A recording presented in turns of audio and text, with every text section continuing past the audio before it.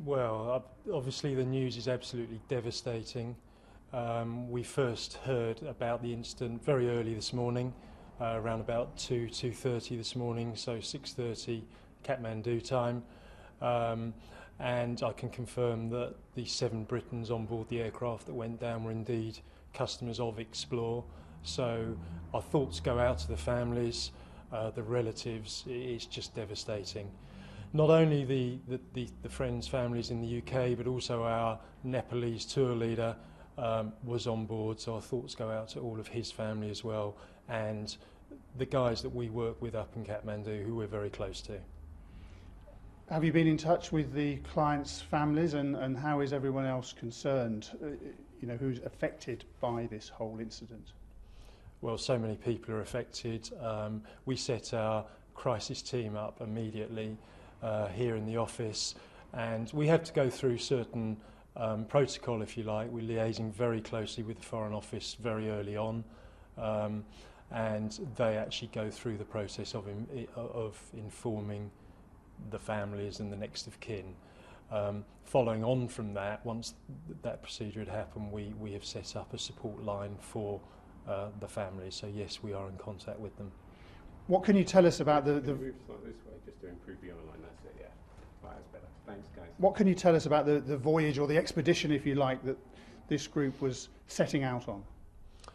Okay, well they joined, most of them had booked with us as individuals. I think there were two of them who booked together, and they had come together as a group of 7 to go on a trek up in the Everest region, pretty much a 3-week trek. So based in Kathmandu, they're at the beginning of the trip, so they'd spent a day in Kathmandu and they were just flying up to Lukla, which really is the starting point for the circular trek up some of the highest passes in the region and up to Everest Base Camp.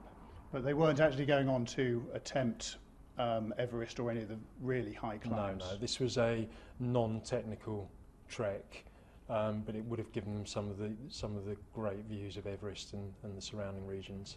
And they would have arrived in Nepal on Wednesday this week, I understand. I mean, would you or anyone back here have had any sort of liaison with them sort of in the hours up to this incident?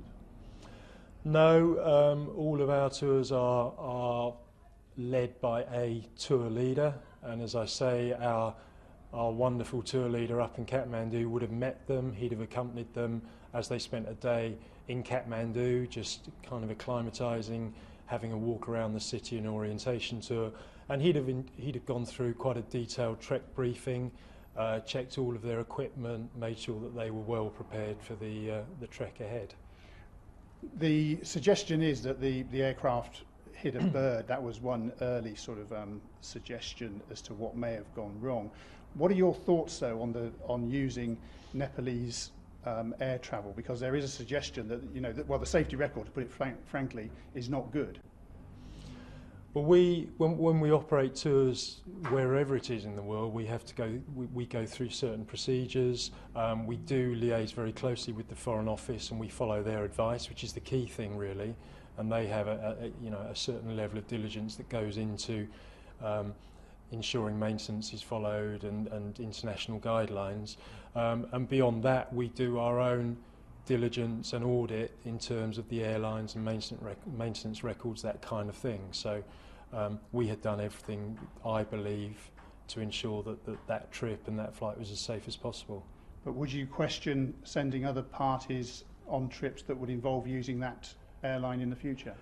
I think it's such early days. I think at the moment we're going through a very operational process of making sure that we support the families and the people around the incident, and then we need to take a view on that.